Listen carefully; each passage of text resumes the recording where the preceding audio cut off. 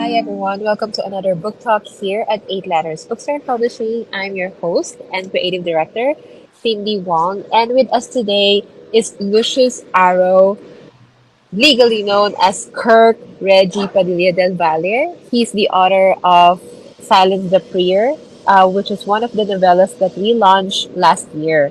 So, Lucius Arrow was conceived through uncanny means during the pandemic, ripped through the crevices of a man's realm of lucid imagination that coalesced into infinitesimal vagaries resulting from inescapable residues of lockdown anxiety. He was originally born and raised in Bicolandia. His journey veered from the unknown greasy marshlands, occluding the reclaimed shores of the Albay Gulf, into a declivitous urban jungle nestled in the bustling domains of Metro Manila.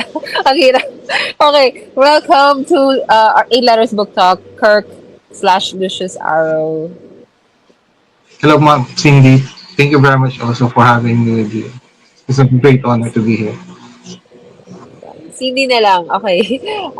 So, thank you for gracing our book talk. So, what we want to talk about, you as one of our newest thriller slash mystery authors, I want to talk about, you as an author muna. So, Kirk slash Lucius, so can you clarify on how you, or elaborate further on how you came up with Lucius Arrow during the pandemic? Actually, Lucius Arrow is just a random name. I came across the character in Lucius Fox in Batman, so but I wasn't sure if I could use an alternate version of that. So it's just a random name, and I needed just like a alternate version for me as an author if I really want to pursue writing. So that's where Lucius Arrow came from. Okay, so have you always wanted to be an author? And how did you decide on the genre that you're going to write? Kasi like you could have chosen another genre, but then as I can see here, of course you've published Silence the Prayer, but there will be upcoming novels as well, upcoming novellas that are also under that genre. How did you decide on that?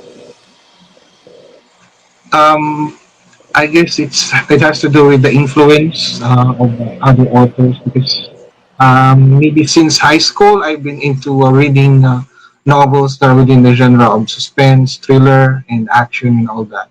So I think that's really where my imaginary world evolved in. So pretty much when I decided to be an author, I kind of want to start where I'm familiar with. So this is the world of Mm. suspense and thriller and all that. Mm.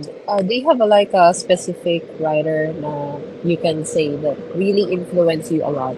Because when we read your manuscripts, your you've silenced the prayer and your upcoming novellas, um, we can see that you really have the talent in writing this kind of mystery and thriller genre. Like you got us hooked right away in the first chapter pa lang. Well, there's a lot of influence, like a lot of authors that inspired me to write.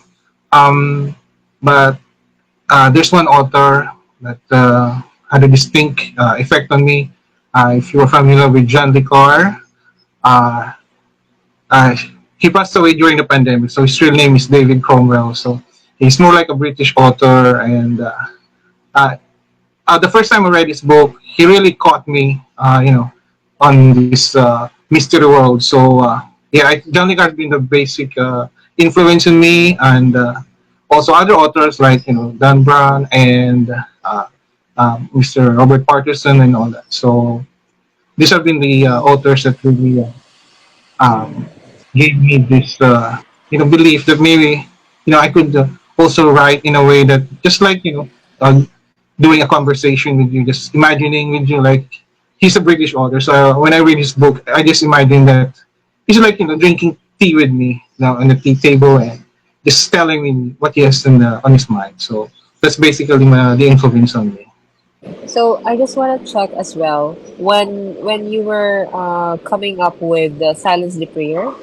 Um, it's a coming of age, supposedly coming of age novella. But then the first few chapters they were really focused on um, the Godfather, Police Inspector Arturo Sakay, which really caught our attention.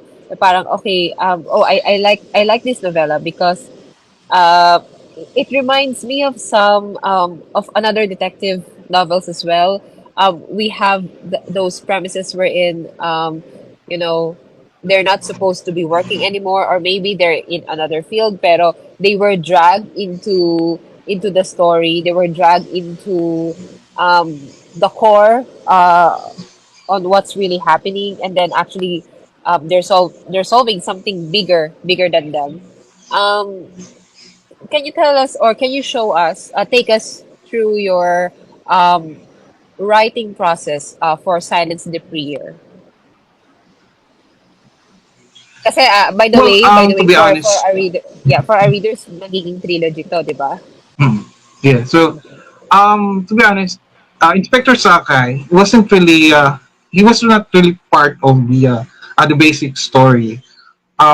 He just came up when I felt like I needed a character that would be the opposite of my main protagonist, which is Nash. He's young, so I needed someone older, like someone that is on the like let me say finish line of life. So Right. he's like the opposite of Nash. So he needs someone that could maybe guide him in a way. So there's a long backstory that he was guiding Nash in his earlier parts of his childhood and all that. So Inspector Sakai was just it's just Mm, someone to support Nash, and what happened as I write along the way, he suddenly came to life. He had his own world already, so I just mm, move on, and I enjoyed writing Inspector Sakai's story, to be honest. So that's the basic thing about Inspector Sakai. He's just the old man that has the wisdom, mm, and he's willing to do the last, or the best part of his life, just to just to like this is the life, the last full show of his life. So for the he want to save best for the last, and he want to do things right. So that's the kind of person Inspector Sakai is gonna portray on the story. right. Okay, so the title itself, Silence the Prier. Um, Mhm. are we referring to Nash? Is he the Prier in the story? Yes, yes.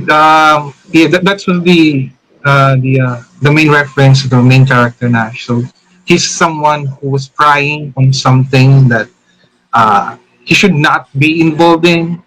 Mm, He should have walked away when he had a chance. He should have listened to his guts, but he decided pry. So yeah, so that's basically what the title means. Someone who's supposed to be not there but chose to be there and had to face the consequence of his actions, and that's basically what Nash did. right.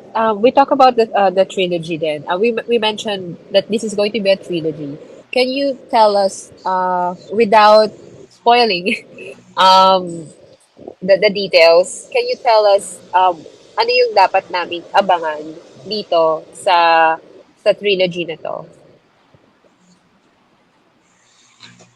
Well, on the first part, I just want to establish the miserable life of Nash, of the main protagonist, and on part two, this will be like the action-filled part where Nash will do something, and he will be hustled by someone, and it's gonna be like a decision for him that will really change everything, and of course, it's gonna be a lot of tragic moments, and also a certain period awakening for him. And also, there will be a lot of characters that will be introduced on part two, which will play important roles in part three. And of course, Mm, before it all ends, someone will die, and it will be a very tragic uh, part of his life. mm. Okay, yan. So dapat abangan yan. So there you go. How about for aspiring mystery thriller writers? Do you have tips perhaps for them para naman makatapos sila ng novela or novels or maybe a trilogy in the future? Do you have any tips or advice? Advice. Well, I guess based on my own personal journey, I guess the best thing. Well, I believe that in every person, there's a writer that exists, but yeah, there's that voice inside you that would that would not stay quiet until you do something. So eventually, if you really want to be a writer, you listen to that voice, regardless of the noise around you. Because in the end of the day, it's just gonna be you and the legacy that you will leave behind. So just listen to that inspiration in you, and I guess you have to just go to the right crowd to support you in your journey. Thank you for that advice, Lucius Arrow. So, once again, for our viewers, please make sure to get a copy of Silas the Prier. It's going to be a trilogy, so the upcoming novels will come out soon this year and the year after. Yeah, Yes. so make sure to get a copy on Shopee, Lazada, and also from our website or even Amazon. It's also available on Amazon, both ebook and the paperback. Yeah, so thank you so much, Lucius, for gracing our book talk today here at Eight Letters. Your insights, they're very helpful, and also, it's also a good intro, since you're one of our newest uh, thriller mystery writer. So there you go. Thank you so much, and see you next time. Bye.